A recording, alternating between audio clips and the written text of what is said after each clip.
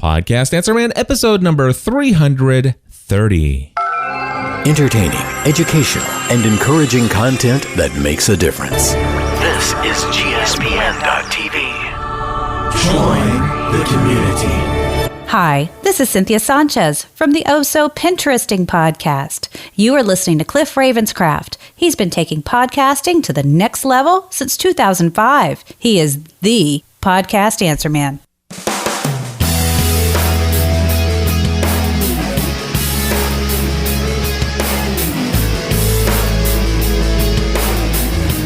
Well, hello everyone, and welcome back to another episode of the Podcast Answer Man.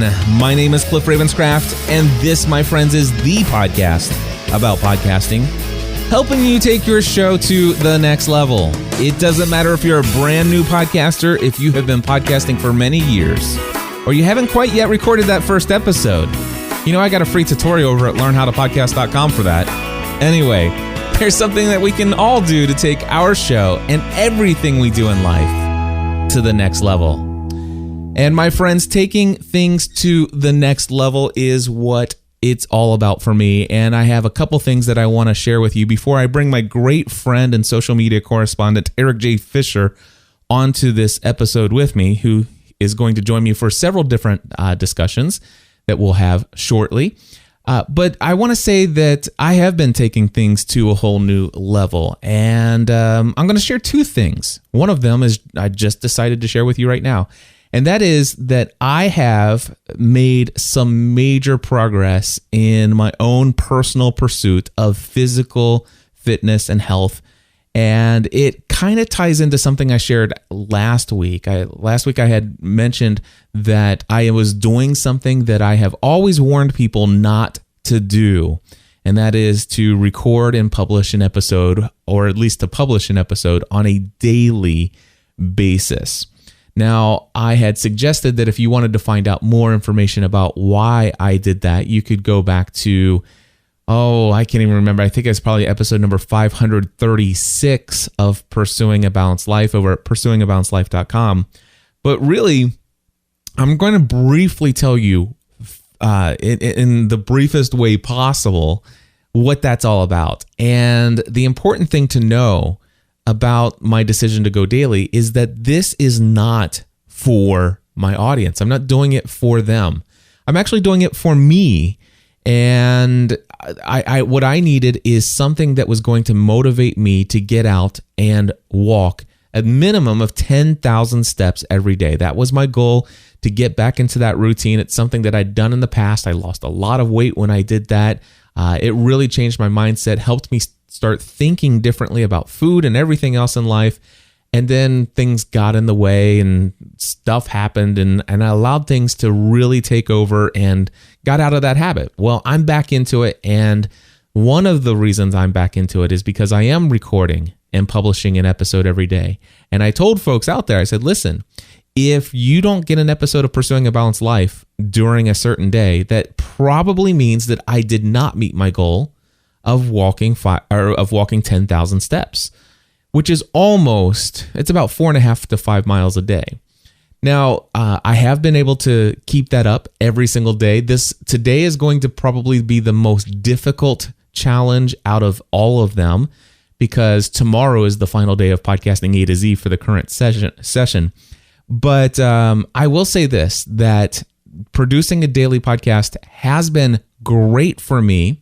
I have been looking at the stats just because I'm curious about how this is going to work out as far as total number of downloads go.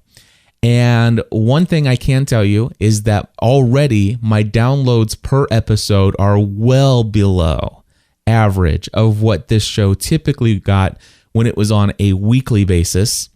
And when I was actually producing the show once a month, the downloads are it's almost just a small fraction of what I got when I was doing the episode once a month. But with that being said, there are literally hundreds who are subscribing or who are listening on a daily basis. And I guess what I should say about that is not necessarily the hundreds, because I can tell you right now it's averaging about 500 downloads per episode. But that doesn't mean there are 500 people listening daily. That's just the average. And what I'm seeing already is that there are some people who are listening, to one every now and then and deleting others. And there are some people who are listening to every single episode. But one of my closest, most personal friends, who happens to also be in a mastermind group, we were talking about this in my hot seat.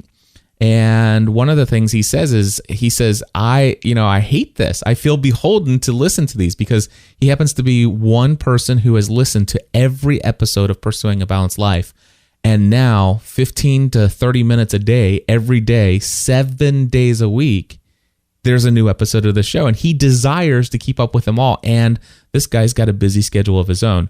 Now, the thing is it goes back to what I said before. And that is, I am doing this for myself. I'm doing this to take my personal health and my personal fitness to the next level. And I recognize that this may not be the most convenient thing for my listeners. And so this is where it comes down to. And I think this goes a lot can be said for this, where, when we decide to actually do a daily show so that we can get more downloads and rank higher in iTunes and potentially get more commission, or not commission, but more ad revenue from, having more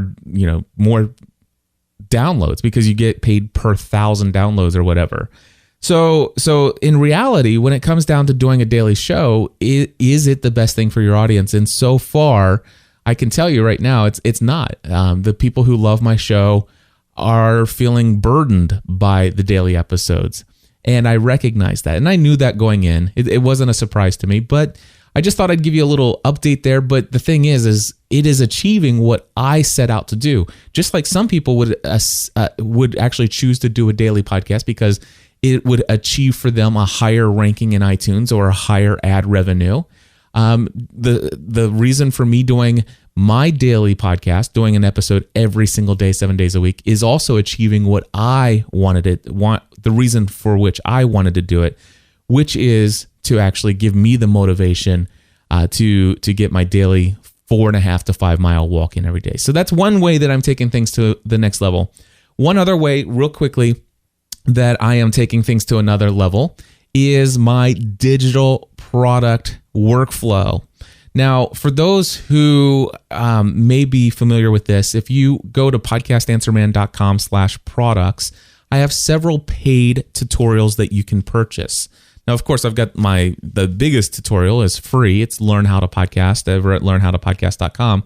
But I do have several premium tutorials, things that people used to hire me for one-on-one over and over and over again. I created tutorials that covered that material and gave my thoughts and my training and advice in those specific realms, such as WordPress for podcasters, how to set that up step by step for podcasting. And there's, how to set up the MDX 4600 compressor limiter gate.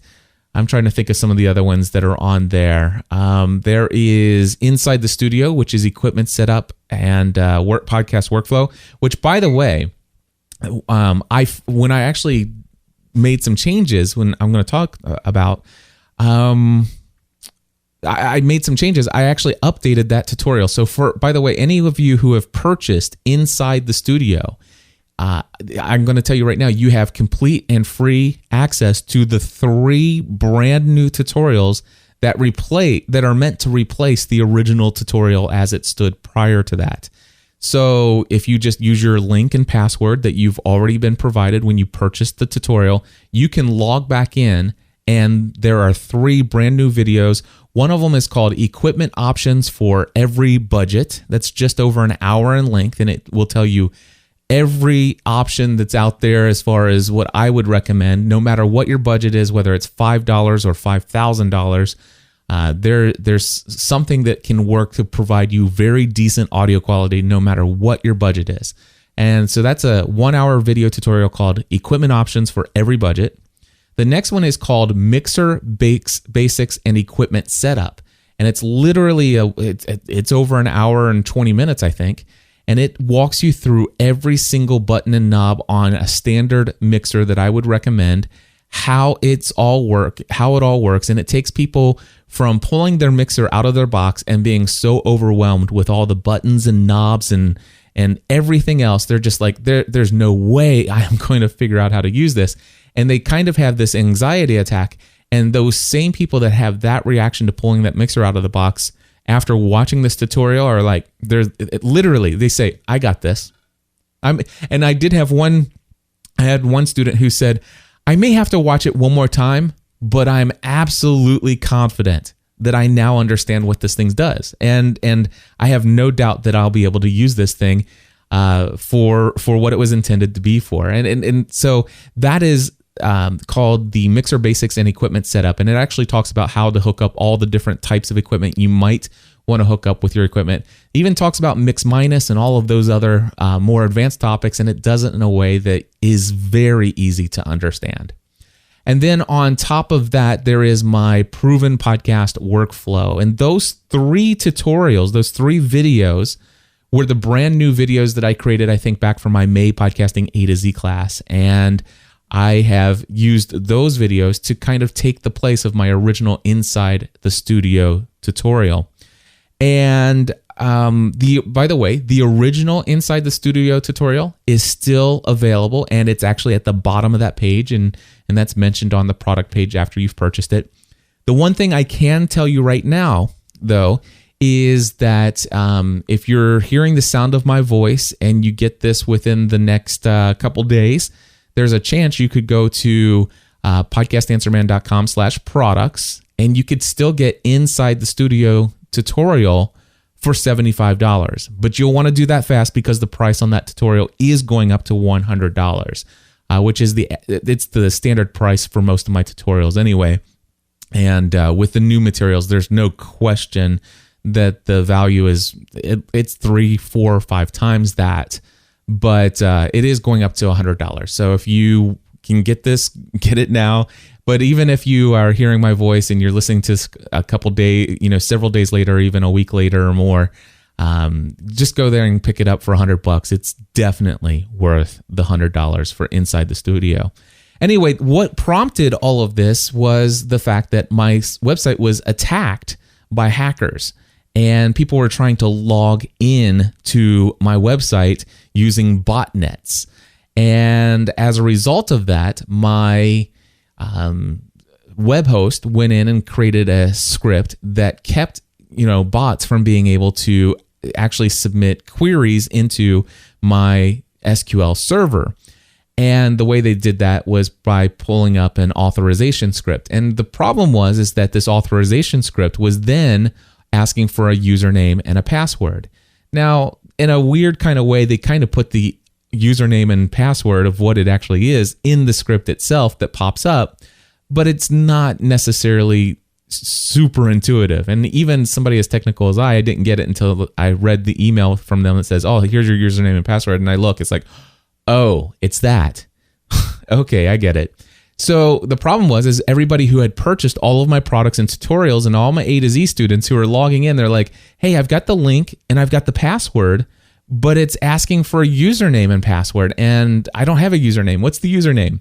And I've been having so many different issues, and I had to consistently, respond to people as that was coming up over the last couple of days while I was, since this has happened. And it's been on my to-do list, the biggest to-do list item ever, to completely rework my workflow of how I do my digital products. And I actually had a friend of mine create a PHP custom script for me that has password authentication in it that does not rely on SQL, and it does not require that it be connected to WordPress. And now all of my digital training products have been moved to their own standalone product pages. And the cool thing is I actually still have my same Google Analytics code, and all of these pages exist in a subfolder inside of a subfolder of my podcastanswerman.com domain. And so I still will be able to have analytics on how many people are logging into those and how long they're staying on them and stuff like that. But taking things to a whole new level. Sometimes, you get something that's, a lot of these tutorials have been online since 2010. I've never had any problem at all.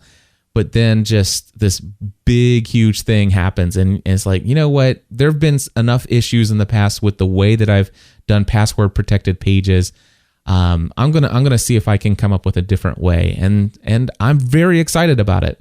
The one thing that this means, though, and then we'll get into we'll switch things over here to Eric Fisher in just a moment. The one thing that this does mean, though, is I used to have a tutorial called Webinar and Digital Products Workflow.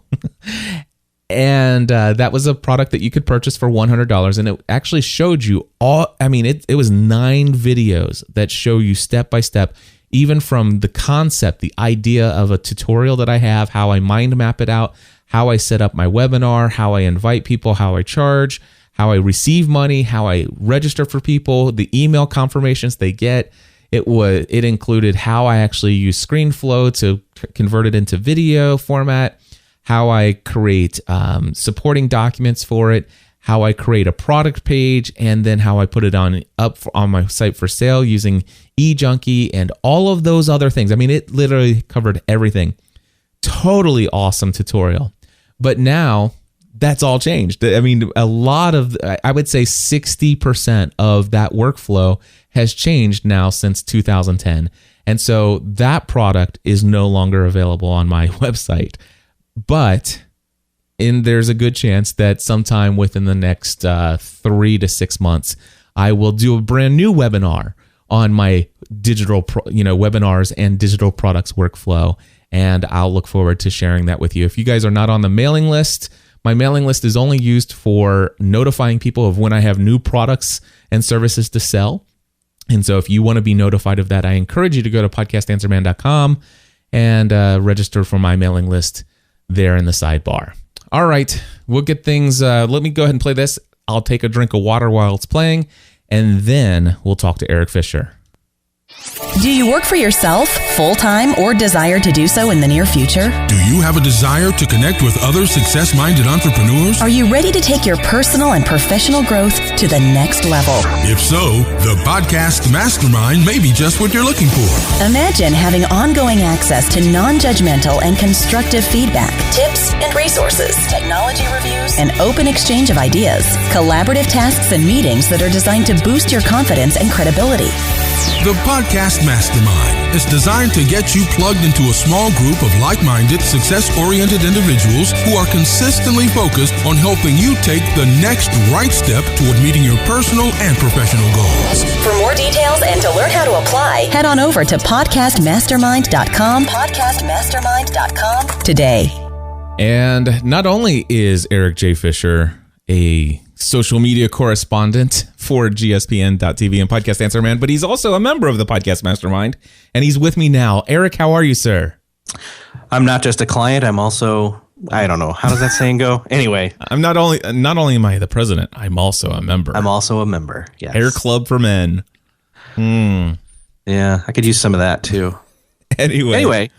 So, Eric, what are we going to talk about today? We got a couple topics. Which one do you want to start with? Well, let's spin off of what you were talking about in terms of your daily PABL episodes, because I think there's the suck of attention towards statistics has been something that you and I have engaged with, as well as a few others lately on Facebook and in the Podcasting A to Z exclusive alumni group, as well as a couple other things, out there on Facebook. So, absolutely. So let's see here. I have a Facebook group that is a private, closed group, invitation only, and it's only open to alumni members who have gone through Podcasting A to Z.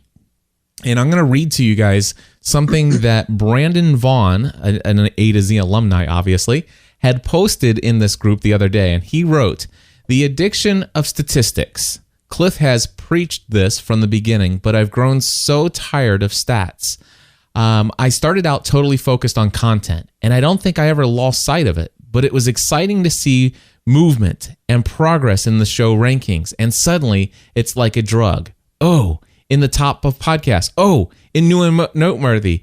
I wonder about podcast awards. Yet it has dominated my thinking more than I care to admit. Recently, my show dropped in the rankings for some reason, perhaps less subscriptions, but it was a blessing to me. And I'm back to 100% focus on creating content that matters and, most importantly, helping people. That's the reason why I started this to begin with. I ran across something Cliff said on his site to someone asking for his advice for having dropped out of the top 200 list in iTunes. As always, Cliff cuts to the point and he quotes me, and I'll actually say this. This is the advice. I said, advice? Yes. Be thankful that you lasted and new and noteworthy for as long as you did. Now go and continue to consistently create great content and build a loyal fan base of raving fans and ask them to rate and review your podcast. That was my advice. Anyway, back to Brandon. He says, I'm not sure why I write all of this. Just wanted to share with you all in my journey. I'm thankful for this lesson because in the end, I would rather help one person authentically be number one authentically rather than be number one in rank and help no one. I have a community of listeners now, a family, and now is the time to take care of them. Rankings and stats are too finicky anyway. I think Eric said it elsewhere, but his biggest growth was when he didn't care about rankings so much. Well said. And he says, screw statistics. All right. So what are your thoughts on this, Eric? Well, obviously he quotes me and he kind of brought that. I think this post was influenced by a different post that was honestly, and here's a credit to, again, one of the reasons why I do think you and I both, I think, like Facebook a little bit better than Twitter is that originally it was an image of somebody posting, ranking stuff and good on them because they were doing well and that was good. And we were all celebrating with them a month ago. And it came back around again because somebody commented on it and it brought back the whole discussion and a bunch of people added more comments. And so, there you go. Social media aside right there, quick little tangent is that I still think that's interesting to me that a Facebook discussion suddenly pops back up into the mainstream of you're getting notifications in and on Facebook. That said, I kind of threw this out there and I said, I've been thinking, what if we used all the energy that we do to check our statistics, our stats, where we rank, all those kinds of things, and actually use that energy to be productive in terms of creating good content. And I think that's what Brandon saw. And then I also commented, I said, the one thing I can say, and because my show, luckily or whatever, was number 2 in the business section of iTunes back in September at one point for, a good solid week or more. And the thing is that it was nothing that I had done intentionally to market the show that got it there. It was just that I was consistently not paying attention to the rankings that had happened. Well, and not only that, but here's the thing. I mean, I do know some of the things that led to getting you to number 2 because, I found it pretty interesting to know that you did make it there. And one of the things that, I think you're aware of this too, that you got some pretty big exposure on a LinkedIn post from somebody who has an amazing following. Somebody like officially from Twitter has a group there or something? Yeah, that whole LinkedIn post thing still baffles me to a certain extent. I was part of, as well as a number of other friends, listed in a different LinkedIn article. I think I know which one you're talking about. But this one was actually by somebody else, and it was a LinkedIn influencer blog that's housed in LinkedIn, and it was top 10 podcasts you must be listening to right now. And mine was one of them, as well as a number of people we both know. Exactly. So. And here's some other things that lead into this is that, Michael Stelzner has a very successful top ranked podcast in iTunes. Michael Hyatt has a top ranked podcast in iTunes. Dan Miller has a top ranked podcast in iTunes. And I could go on and on. John Lee Dumas, a bunch of other folks have top ranked podcasts in iTunes. And I'd like to say that Podcast Answer Man is up there from time to time as well. And the one thing that's interesting, Eric, is that you have a relationship with all of those people. And it's a genuine, authentic relationship, not where you're trying to get something out of them and try to get mentions and stuff like this, but you genuinely are a part of this community that I have. You're a part of Michael Stelzner's community. You're a part of Michael Hyatt's community. You're a part of Dan Miller's community. You have a genuine relationship with each of those individuals. You have a genuine participation as a community member in each of those communities, and you are consistently investing in relationships with people in those communities without the expressed desire for them to all lead back to you personally. In fact, there's many times when I see you do things and it's like, oh, can I plug myself here? Can I plug those? And so those things kind of turn people off when all you do is build relationships for the sake of getting other people to promote you. And that's not what you're doing. And so what happens is you've created something great. You've become consistent at it. You have a relationship with these people. And because these people know who you are, they've checked out what you have, and it's worth sharing. Let me say those words one more time, because this is a key part of this ingredient as well. It is worth sharing. Then people are talking about it, and big people who have a lot of influence are talking about it, and that's how you got to number 2. Yeah, and none of that had to do anything to do with worrying about stats or how many people were going to see me. It was, again, like Brandon was saying, is again, let's focus on creating great content. One, because, honestly, that's a good thing to do, because that's, fulfilling your calling or whatever you want to do, however you want to go down that road. But then also we do it to help people, to entertain people. And what's the GSPN motto again? Entertaining, educational, encouraging, and content that makes a difference. We do it for those reasons. And so if we, honestly, seeing my show be number 2 in business made me feel good. You know what's made me feel better? Some of the emails and the tweets and the personal, even postal mail, people still send that I've gotten, telling me that they've appreciated and had their lives changed in some way by my show. And that makes me feel much better. Absolutely. And so I love that Brandon talked about this. I love that he brought it up. I love exactly what you're saying. Definitely focus on the content. And for those of you who are brand new at this, focus on the content. And to be honest with you, I don't think that getting in new and noteworthy is all that great for a brand new podcaster, for most of them. The fact is that most new podcasts simply aren't noteworthy. I'm just saying they've got half of it right. Yeah, it might as well just say new podcasts. But the reality is and I don't say that to be judgmental or anything. The fact is that when you first start out, that's when you want to make your mistakes. That's when you want to have all the ums and the lack of confidence that you have, because you're brand new at this. You're finding your voice and you're not quite sure what your message is or how you're going to communicate. The first 7 to 10 episodes for a majority of podcasters aren't their best. And oftentimes, if they make it to 50 to 100 episodes, they go back and listen to the first ones, including me.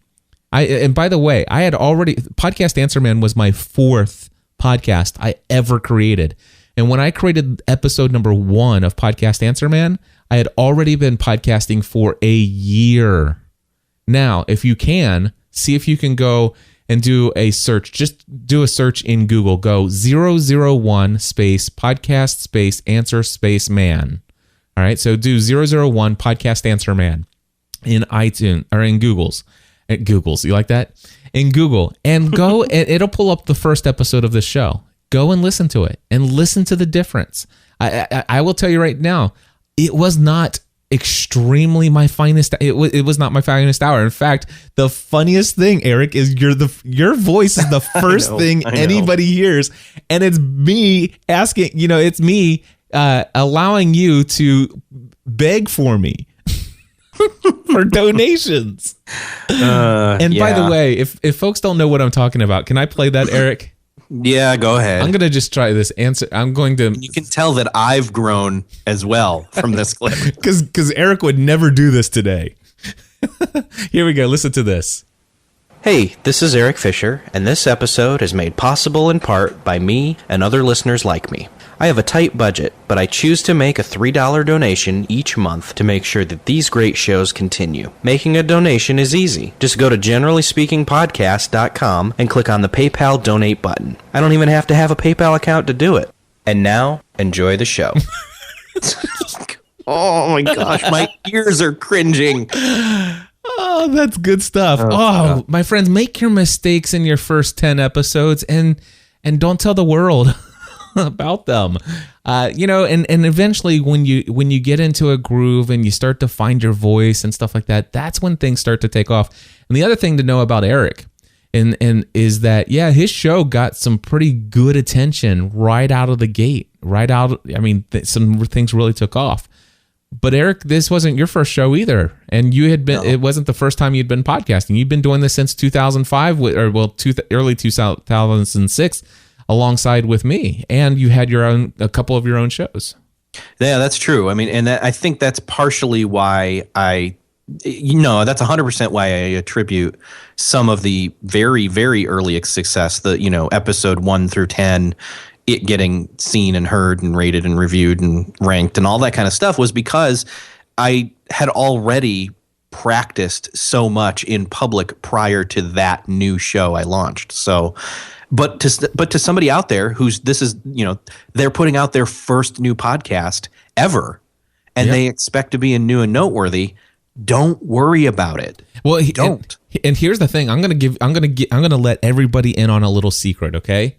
Do you want to know how you get into the new and noteworthy section of iTunes?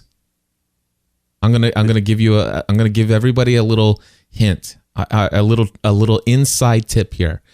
Because everybody makes a huge deal about getting into new and noteworthy. Okay, here's how you get into new and noteworthy in iTunes. It's real simple. Submit a podcast in iTunes. Woohoo! I'm in new and noteworthy. The reality is all you have to do is submit a podcast and it be brand new. And you're in new and noteworthy.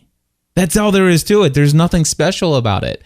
And the more obscure of a category that you're in, the more likely you are for your brand new podcast with one episode to jump up to number 1 in new and noteworthy. And that's just what it is. And by the way, most new podcasts that are submitted, and so you can even get into a very crowded podcast niche. So, for example, business is a very crowded space when it comes to a lot of brand new podcasts that are being submitted to iTunes every single day. Okay, every day there are new podcasts being submitted to iTunes in the business category. Now, if you want to get to new and noteworthy, all you have in the business category, or in, obviously there are subcategories for business, but let's just say you're in management and marketing. I think both you and I are there, Eric.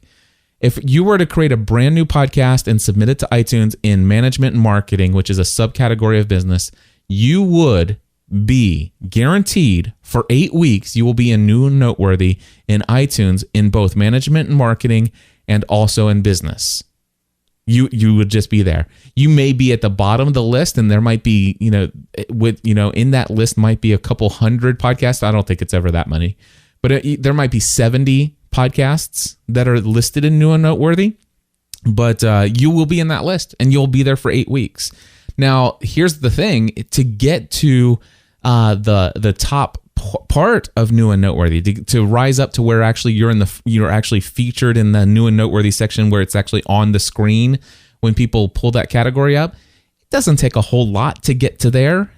Honestly, I think you could do it even in the main business category, like not just management and marketing, but I mean in main business category.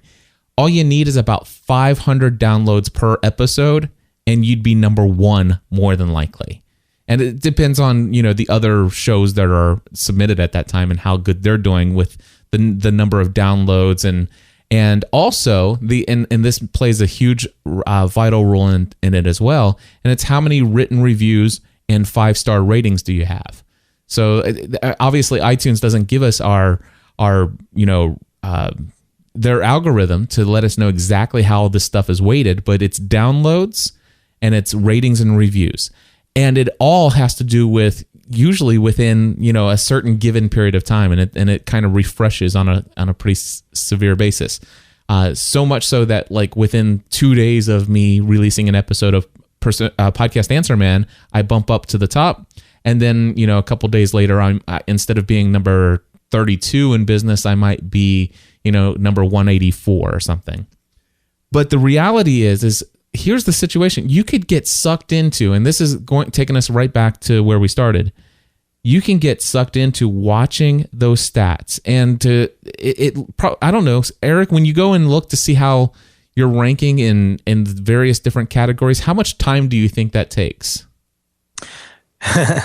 I'll say this. It's not so much how long it takes to do it one time. It's how much time it takes when you do it repeatedly. And people do that. I've done that. And that's the thing. Are you guys out there? Are you checking your iTunes rankings more than once a day? Are you checking your Libsyn stats more than once a day? Heck, are you checking your Libsyn rankings and your iTunes rankings and your Libsyn stats? Are you checking those once a day? Or more than once a week? Or if you are, think about all the time that you're doing this. And this is what I love. And you said, Eric, spend that time and focus it more on show prep and taking your show to the next level. Focus on the content. But chances are I would recommend that you're doing that anyway. You're doing great things there. But a real good replacement of the time of checking your stats, if you really care about your stats at all and you care about ranking higher, instead, obviously, Create Great can't live without content that is worth sharing. I can't stress that enough. But spend the time that you would every time you go to check your stats or go to load iTunes to see where you're ranking. Fight that urge and go to Twitter or go to Facebook and look at your timeline, not your @ replies, not your profile notifications where people have said something to you. But no, the people you are following, the people you are connected to, go and read what they are doing and genuinely connect with those people.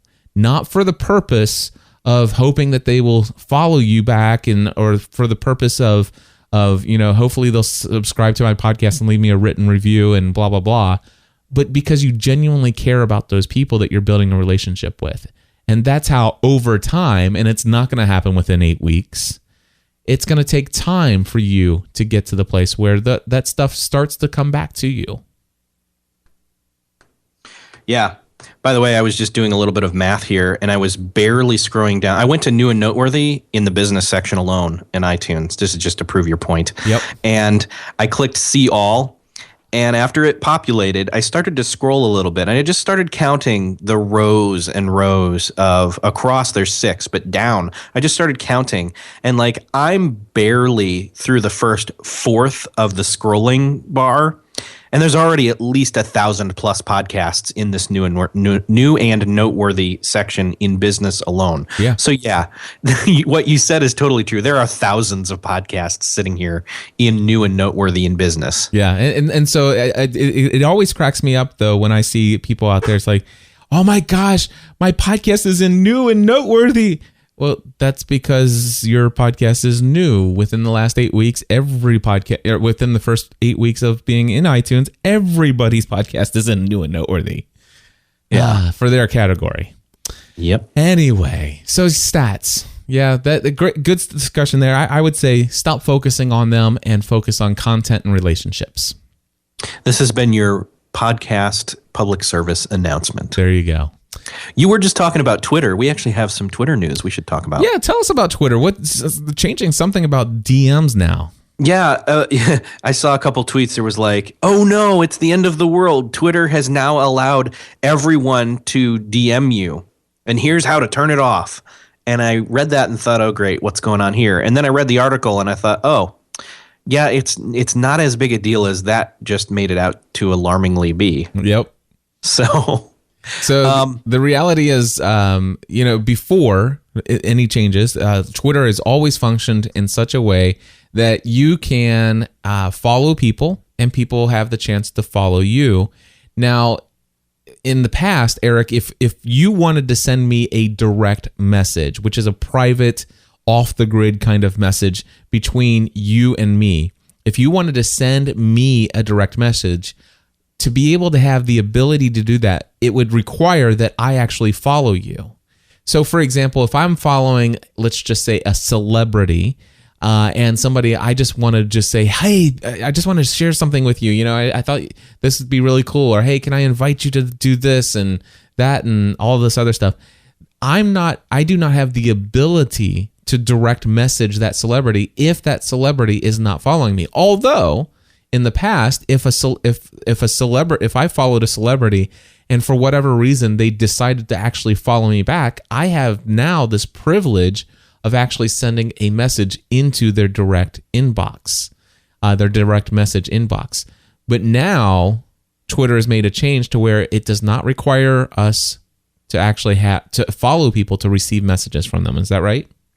That's correct. They've made the change where you can select in your settings under content in the account section a little box that says receive direct messages from any follower. And what it says is generally you must follow someone before they have the ability to direct message you.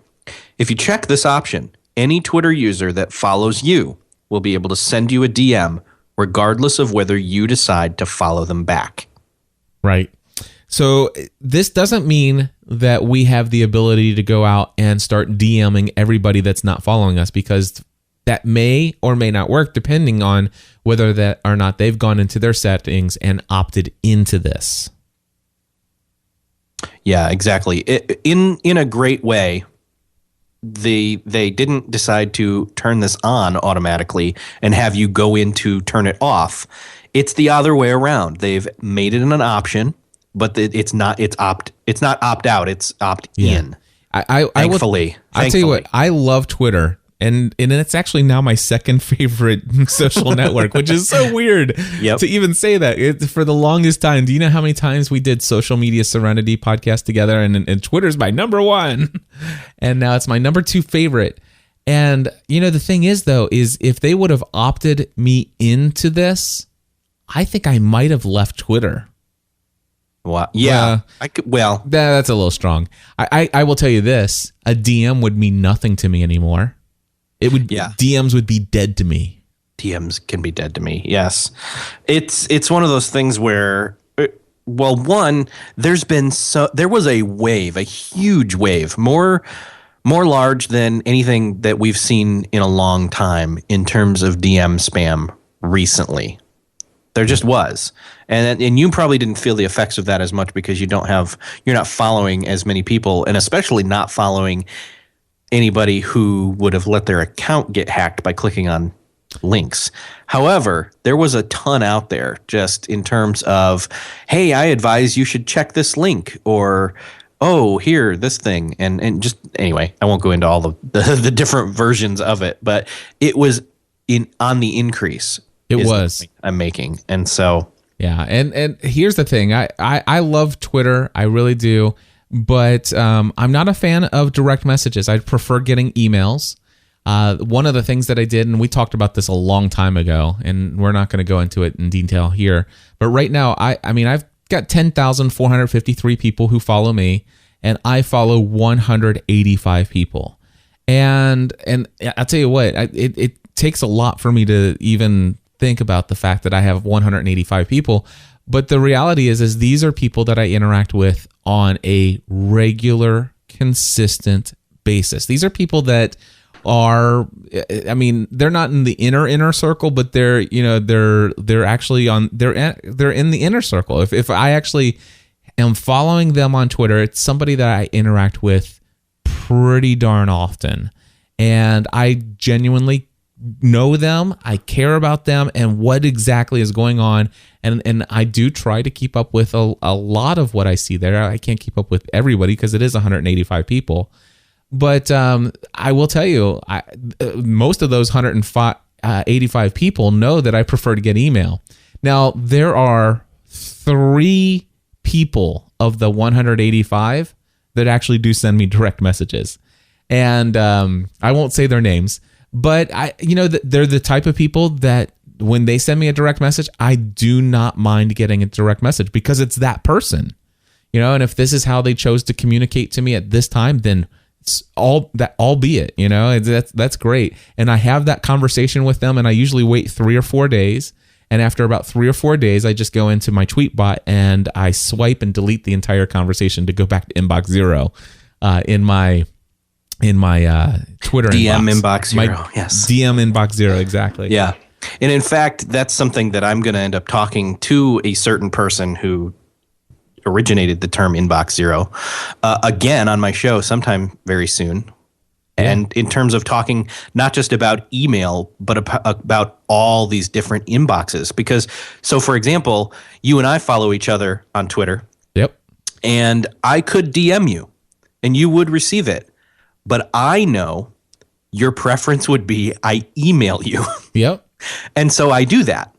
Yep. And I know that I have the ability to DM you, but what's the point? I mean, that'd be like me sending you a Facebook message. Oh, don't get me started on Facebook messages. We don't want to go there. Yeah. So again, but here's the thing. Why would somebody want to turn this on? Well, in my mind, as a business, you may want to turn it on just to have an extra level of, or maybe not a level, but an extra channel of allowing people to privately message you without you having to follow them to allow them to do that, for customer service or whatever. Yeah. Like imagine an airline who says something in terms of, hey, somebody's tweeting something. They're like, hey, I need help. Well, you want to get account information and you want them to do it quickly. And they have the app open right then and there without, calling and waiting in line on a phone line.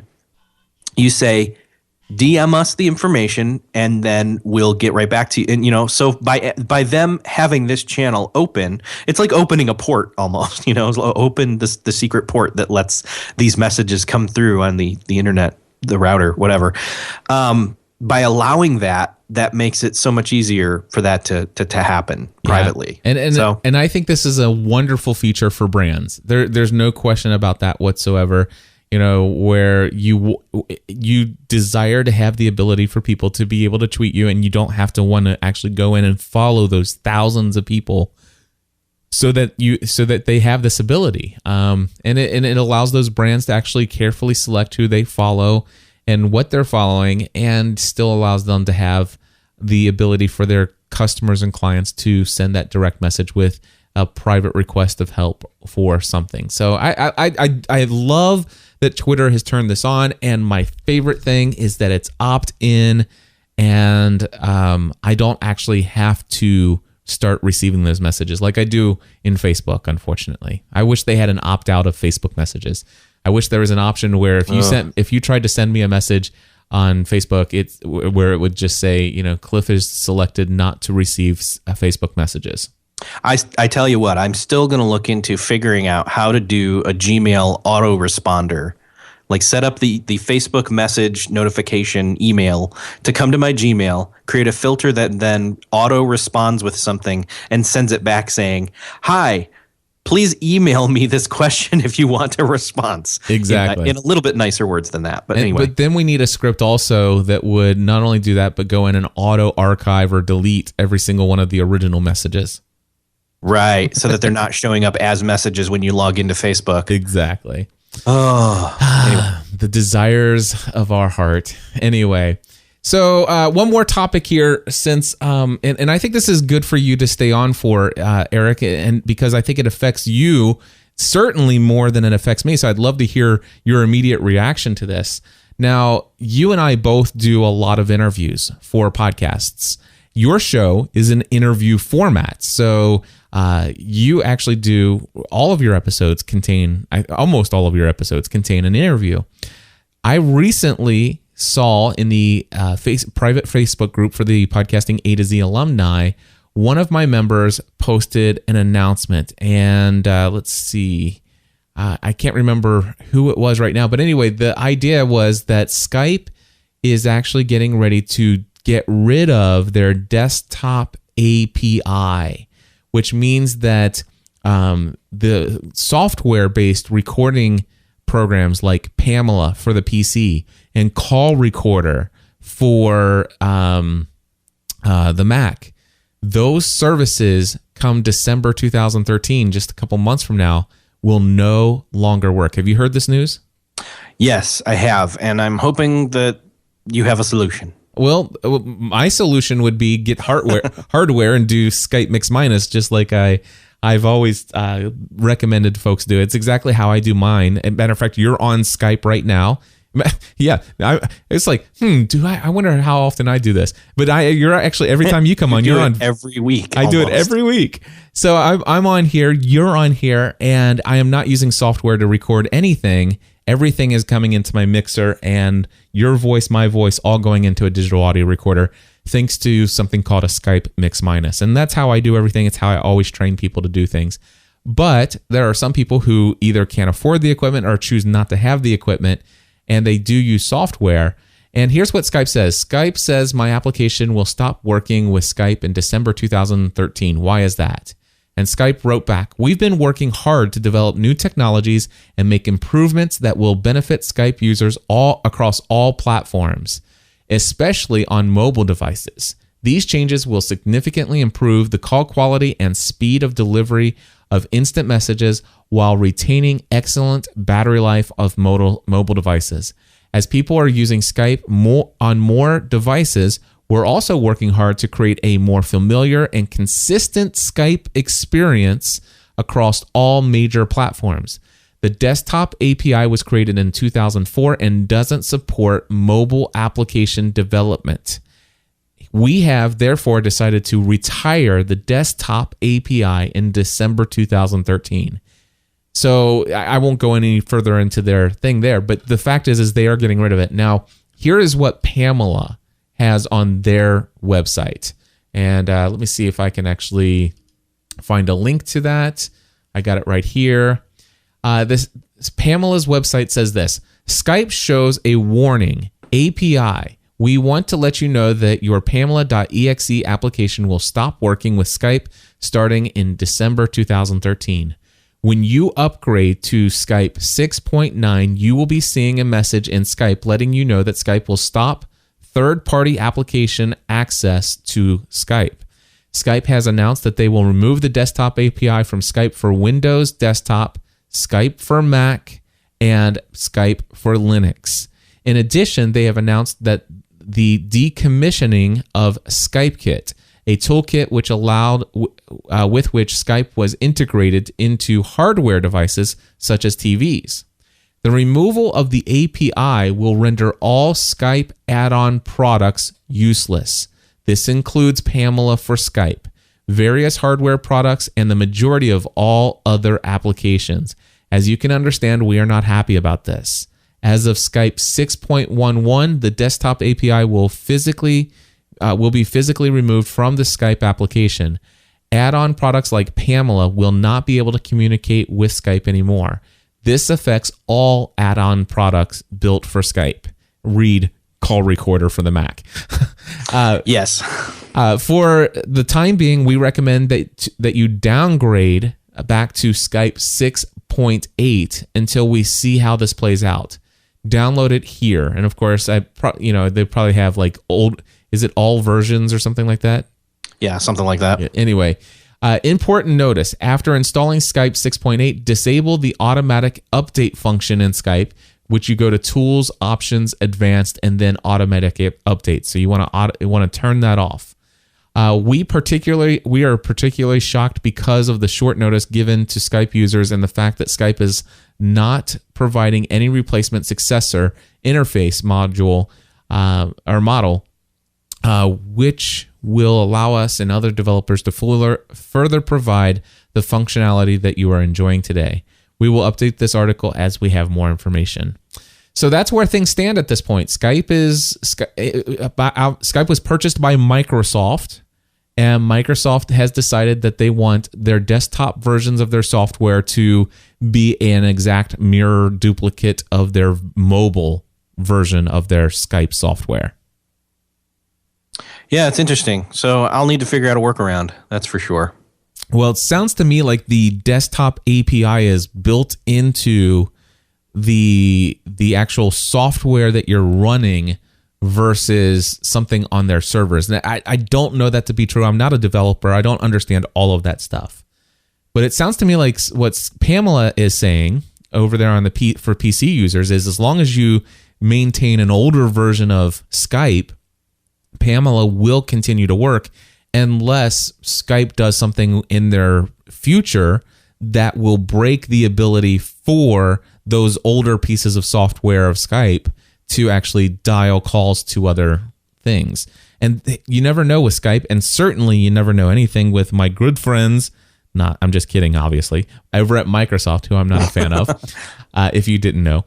But anyway, this is not good news for a lot of you out there, and I wish I had more to give you. The only thing I can say is I don't have a solution for any of you at this time. I would imagine there will be solutions out there. I know that there are some really wonky workarounds for doing things with some, at least on the Mac, I know there's something called Soundflower, and there's some other things you could try to pull off, but it is very technical and complicated and would require me doing a lot of research of doing something I wouldn't normally do on my own anyway. But for the research for you guys, I will find ways to accomplish this once this functionality is turned off, and once they've actually updated their apps to, with the new system. I will then try to create some tutorials on some other options for you guys. I think even my initial thought, or workaround, software based, not hardware based, is to open up, have Skype running, have the call going, and then hit open up ScreenFlow and just hit record, so that it's recording the audio from both sides, and then export the audio out from that. Yep, that would definitely work because it's using Soundflower, which is what I was just talking about. That it is, ScreenFlow makes use of that. Another option, and I haven't tested this, but I use a program called Piezo, Piezo in the Mac, and I think it's like $15. And it allows you to record certain applications and stuff like that. And it doesn't, I don't think it ties into the same API that Pamela and Call Recorder and all that. Matter of fact, I'm positive it's not. I think it does a similar thing using Soundflower.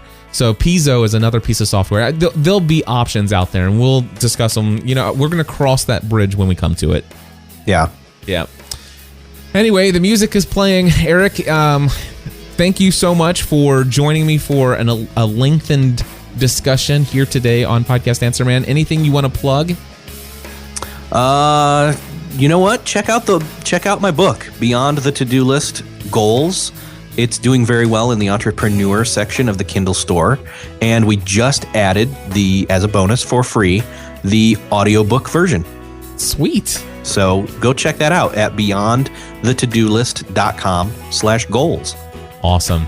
Well, Eric, thank you so much for coming on the show again, and I don't know what's going on next week. Are we on for next week? I can't remember. I think we're doing podcast report, maybe. Okay, that's probably right. Anyway, we'll talk again soon. Thanks for having me. Thanks for having me. Thanks for coming on.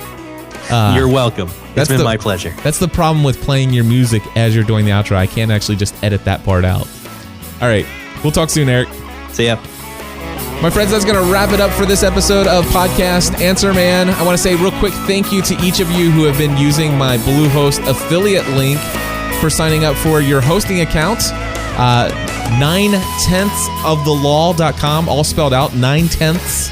Actually, it's 9tenthslaw.com. 9tenthslaw.com. Then there's brokenbuggy.com and scottishgolfpodcast.com. All of the folks behind those domains used my affiliate link for Bluehost when signing up for their hosting account. Of course, when you do that, I get a pretty significant commission. So thank you for that. If you want my thoughts on hosting for your website, head over to podcastanswerman.com/hosting. Again, don't forget, go right now, podcastanswerman.com/products. Check out my digital training products. And the cool thing is I love my new workflow of how those things work.